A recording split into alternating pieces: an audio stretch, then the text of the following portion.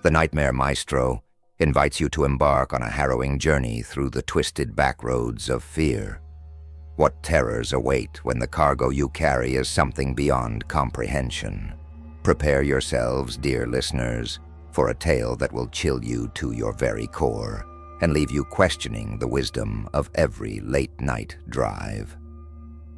In the harsh fluorescent glare of a truck stop parking lot, Jake and Marla stood before their gleaming rig, its refrigerated trailer humming with quiet menace.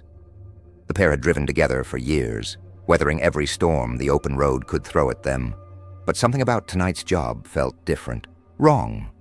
Jake's weathered face creased with concern as he studied the manifest, his calloused fingers tracing the oddly blank spaces where crucial information should have been. No details on the cargo, he muttered, more to himself than to Marla.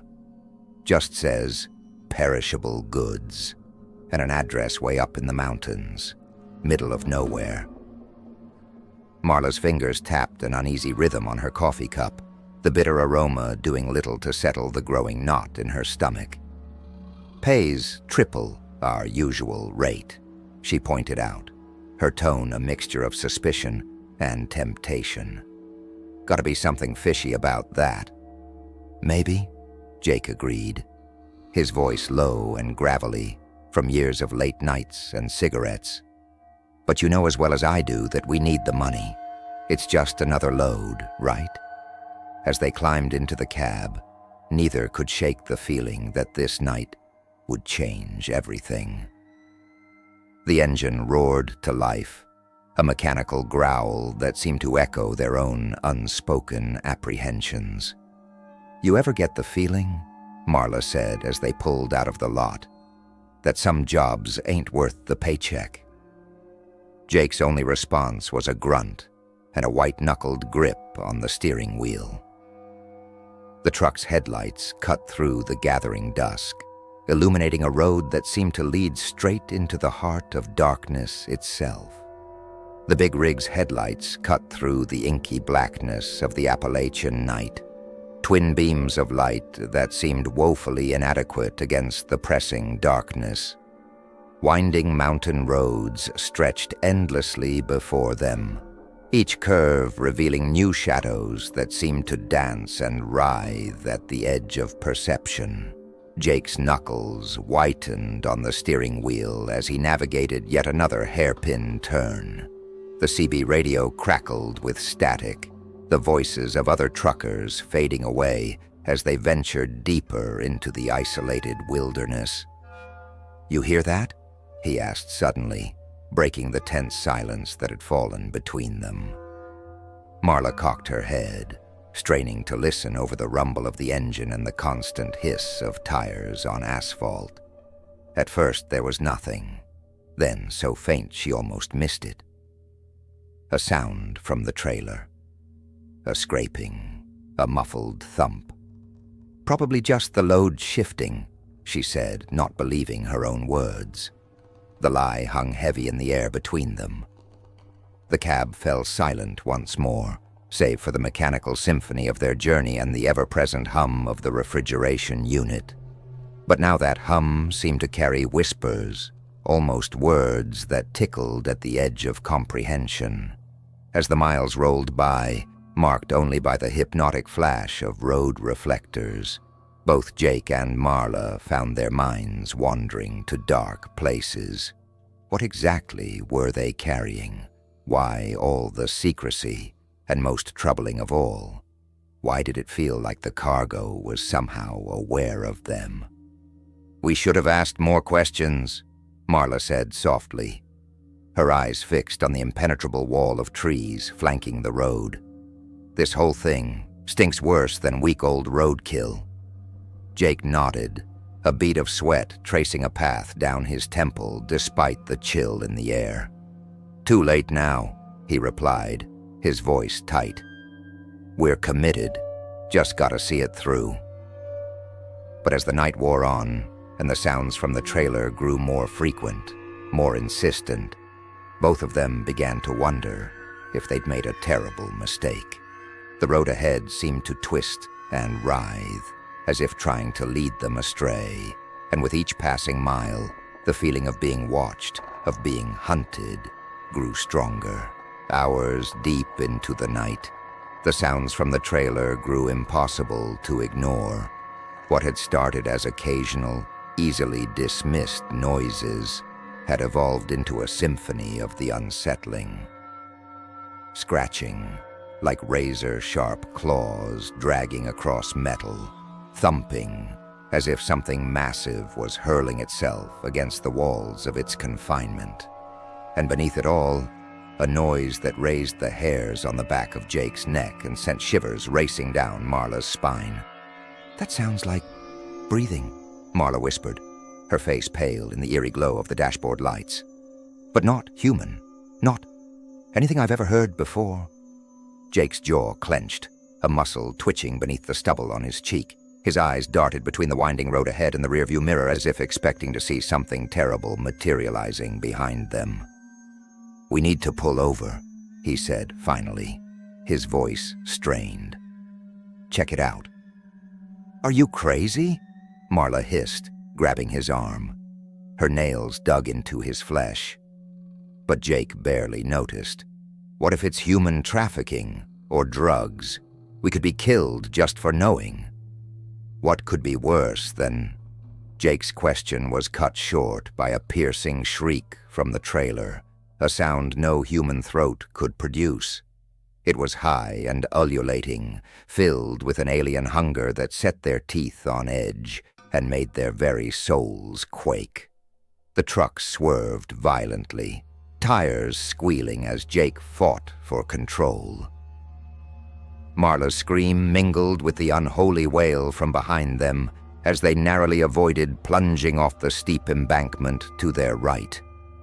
In the rearview mirror, illuminated by the red glow of the taillights, something dark and formless seemed to press against the trailer's rear doors. A mass of writhing shadows, of grasping tendrils and hungry mouths. "Oh, God," Marla choked out, her eyes wide with terror. "Oh, God, what is that thing?" Jake didn't answer. He couldn't. All of his concentration was focused on keeping the truck on the road as the creature in the trailer thrashed and howled. The steering wheel bucked in his hands like a living thing, and he could feel the trailer fishtailing behind them, threatening to jackknife at any moment. "We never should have taken this job," Marla moaned, tears streaming down her face. "We're going to die out here, and nobody will ever know what happened to us." As if in response to her words, the sounds from the trailer reached a fever pitch. Metal groaned and buckled, and both Jake and Marla knew, with a bone-deep certainty, that whatever was back there wouldn't stay contained for much longer. Rain lashed against the windshield in sheets, the wipers struggling to keep up with the deluge. Jake guided the truck onto a narrow shoulder, the tires squelching in the mud as they came to a stop. The engine idled, its steady rumble barely masking the continued sounds from behind them, sounds that had only grown in intensity and horror since they'd first noticed them. "We can't just ignore this," Jake argued, his voice tight with strain. Sweat beaded on his forehead despite the chill in the air, and his hands shook as he ran them through his thinning hair. What if someone's back there? What if they need help? Marla shook her head vehemently, her eyes wild with fear. And what if opening those doors gets us killed? We don't know what's in there, Jake. We're not equipped to handle this. Whatever it is, it's not natural. You heard those sounds. That's not human. It's not animal either. A particularly loud thump punctuated her words, followed by an unsettling scraping sound. It was as if something was trying to claw its way out, something with strength that no ordinary creature should possess. "We could call the cops," Jake suggested half-heartedly, even as he reached for his phone. "Out here?" "No signal," Marla replied, holding up her own useless device. The screen reflected the fear etched on her face. Besides, what would we even tell them? That we're hauling some kind of monster? They'd think we were drunk or high. The debate raged on, each passing moment ratcheting up the tension. Outside, the storm intensified, wind howling through the trees and rain drumming on the roof of the cab. It was as if nature itself was warning them away from their terrible cargo. "Maybe we should just abandon the truck," Marla said, her voice barely above a whisper. "Just start walking. Get as far away from here as we can." Jake shook his head. "In this weather? We'd freeze to death before we found help. And what if that thing gets loose while we're out there?" "So what? We just sit here and wait for it to break free?" Marla shot back, anger momentarily overriding her fear. "Because that's what's going to happen, Jake. You know it as well as I do. Whatever's in there, it's getting stronger." As if to emphasize her point, a series of violent impacts shook the entire rig. The trailer rocked from side to side, and both Jake and Marla could hear the screech of protesting metal. "God help us," Jake muttered, his face ashen. "What have we gotten ourselves into?" Marla reached out and gripped his hand, her touch anchoring them both in the storm of terror that surrounded them. "I don't know," she said softly. "But whatever happens, we face it together." "Like always." Jake nodded, squeezing her hand in return. For a moment they sat in silence, drawing strength from each other as the tempest raged around them, and the horror in the trailer continued its relentless assault. A deafening crash from the trailer silenced their argument, the sound of rending metal drowning out even the howling wind. Jake and Marla stared at each other, eyes wide with terror, as the implications of that sound sank in. "It's breaking free," Marla whispered, her voice barely audible over the cacophony from behind them. Jake's hand moved to the gear shift, his body tensing as if preparing for flight. "We have to move," he said, reaching for the door handle with his other hand. "Now or never. We can't let that thing loose." Marla's hand shot out, gripping his arm with surprising strength. "Jake, please," she pleaded, tears streaming down her face. "We don't know what we're dealing with. If we open those doors—" Her plea was cut short by another sound of tearing metal, this one accompanied by an otherworldly shriek that set their teeth on edge. In the side mirror, they watched in stunned horror as a section of the trailer's wall bulged outward, rivets popping like gunshots. "Oh, God," Marla breathed, her grip on Jake's arm tightening to the point of pain. "What have we done?" With trembling hands, Jake threw the truck into gear. Tires spun in the mud as they lurched back onto the road, the rig swaying dangerously. The storm seemed to intensify, rain and wind battering the truck as if trying to force them back to the shoulder. Back to the nightmare that was clawing its way into the world. Behind them, the trailer continued to distort, its contents no longer a mystery, but a horror beyond comprehension. In the rearview mirror, Jake caught glimpses of writhing tentacles, of eyes that glowed with an unholy light, of maws filled with teeth that should not exist in nature. "Faster!" Marla screamed, her eyes fixed on the mirror. "It's getting loose!" Jake's foot was already pressing the accelerator to the floor, the engine roaring as they hurtled down the rain-slick mountain road. Curves that had been treacherous before were now deadly, the truck sliding and fishtailing with each turn. "We're not going to make it," Jake grunted, fighting the wheel as they barely avoided plunging off a steep embankment. "That thing's going to catch us." Marla turned to look at him, her face a mask of grim determination. "Then we take it with us," she said, her voice steady, despite the terror in her eyes. "Whatever that thing is, we can't let it loose in the world. Jake nodded, understanding flooding through him. They were beyond fear now, operating on pure instinct, and the knowledge that they alone stood between an unspeakable horror and an unsuspecting world. As they rounded another curve, the truck tilting dangerously, Jake caught sight of something that made his blood run cold. Ahead, barely visible through the sheeting rain, a sign loomed out of the darkness.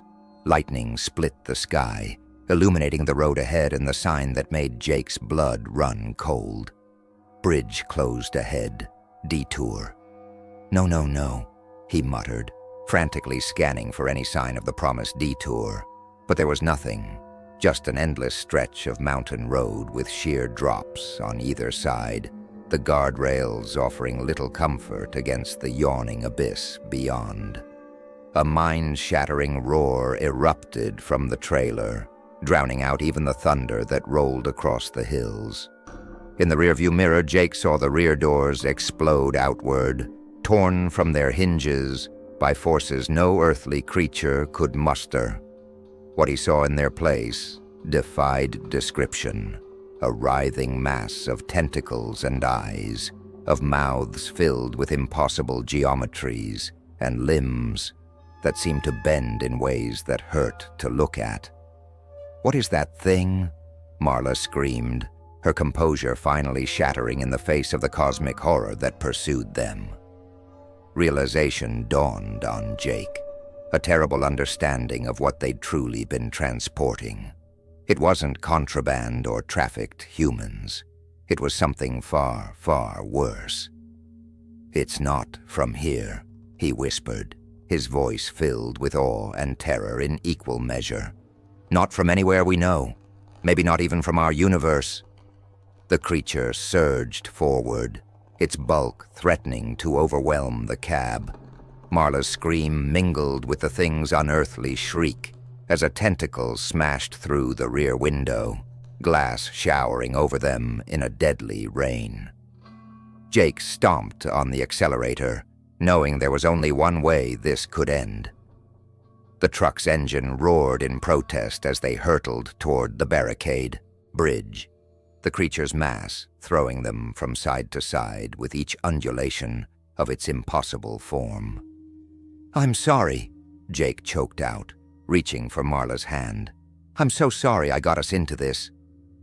Marla gripped his hand tightly, her eyes never leaving the approaching barricade. "We're in this together," she said, her voice steady, despite the terror etched on her face. "To the end." As they smashed through the wooden barriers, time seemed to slow. For a moment they were suspended between earth and sky, the truck airborne as it sailed over the gap where the bridge had once been. Behind them, the creature howled in a language that hurt to hear, a sound of frustration and hunger and alien rage. Jake and Marla shared one final look, a lifetime of unspoken words passing between them in that frozen instant. Then gravity reasserted itself, and the world tilted crazily as they began to fall.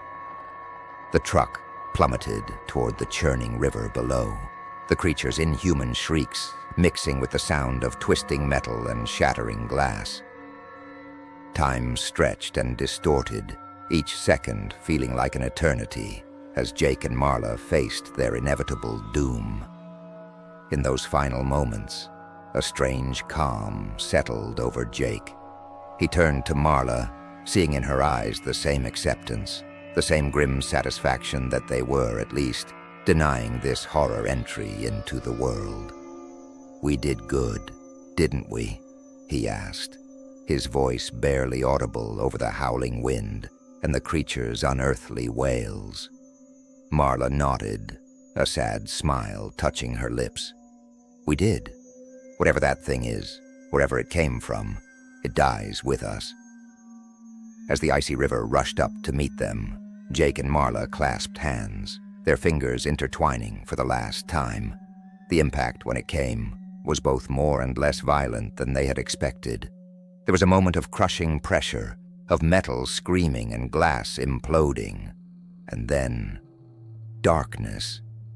A darkness so complete, so absolute that for a moment Jake wondered if this was death. But then sensation returned, the icy bite of the river, the burning in his lungs, the frantic beating of his heart. He kicked out, desperate to reach the surface, his hands still locked with Marla's.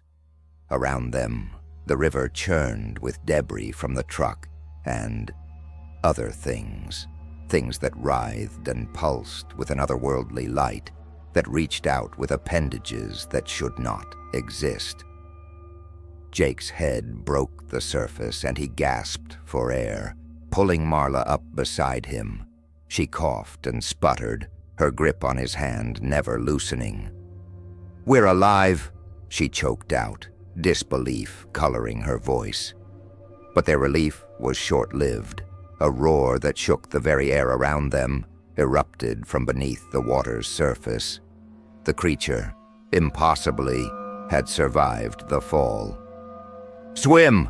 Jake yelled, pulling Marla toward the shore. "We have to get out of the water!" They struck out for the riverbank, fighting against the current and their own exhaustion. Behind them, the water boiled and frothed as something massive stirred in the depths. As they neared the shore, a tentacle, glowing with an eldritch light, burst from the water. It whipped through the air, missing Jake's leg by inches. With a final desperate lunge, they threw themselves onto the rocky shore, scrambling away from the water's edge. Panting and shivering, they turned to face the river. The scene before them defied description. The creature, no longer confined by the trailer, rose from the water. It was a mass of writhing tentacles, of eyes that burned with an alien intelligence, of mouths filled with teeth that seemed to spiral inward forever. It was beautiful in its horror, a cosmic absurdity given flesh. "What do we do now?" Marla whispered, her voice trembling. Jake shook his head, unable to tear his eyes away from the monstrosity. "I don't know. I don't think there's anything we can do." As if sensing their despair, the creature let out a sound, not a roar this time, but something almost like laughter. It began to move toward the shore, each undulation of its impossible form bringing it closer to land. Just when all hope seemed lost, a brilliant light cut through the darkness. Jake and Marla shielded their eyes, momentarily blinded. The creature shrieked, a sound of pain and fury. When their vision cleared, they saw a group of figures standing at the edge of the trees. They were clad in strange, shimmering suits, and each held what looked like a weapon from a science fiction movie. One of the figures stepped forward, its featureless helmet turning toward Jake and Marla. "Step away," a voice commanded, distorted but unmistakably human. "We'll handle this." As Jake and Marla scrambled back, the newcomers advanced on the creature. Beams of energy lanced out, striking the monster. Where they hit, its flesh seemed to fold in on itself, collapsing into impossible geometries. The battle that followed was like nothing Jake or Marla had ever seen. The creature fought with a fury born of alien worlds, but the mysterious figures moved with practiced efficiency. Little by little, they forced it back into the river. With a final reality-shaking cry, the creature disappeared beneath the water's surface. The river churned for a moment, then went still. The figure who had spoken to them earlier approached, its suit now scorched and torn in places. "You two," it said, gesturing to Jake and Marla. "Come with us. There's a lot to explain." As they were led away from the scene, Jake and Marla exchanged a look. They had survived, but they knew their lives would never be the same. The world was bigger, stranger, and far more dangerous than they had ever imagined. In the distance, they heard the sound of more vehicles approaching. The cleanup had begun, erasing all evidence of the night's horrors. But Jake and Marla knew the truth, and they would carry it with them forever. In the depths of that mountain river, Does something ancient and terrible now stir? And who will be its next unwitting couriers? As the shadows lengthen and the night grows deep, remember, not all cargo is meant to be delivered. And sometimes, the real monsters aren't the ones in the trailer, but those who would unleash them upon an unsuspecting world. Subscribe for more chilling tales from the Nightmare Maestro, where every journey is a step into the unknown, and every load could be your last.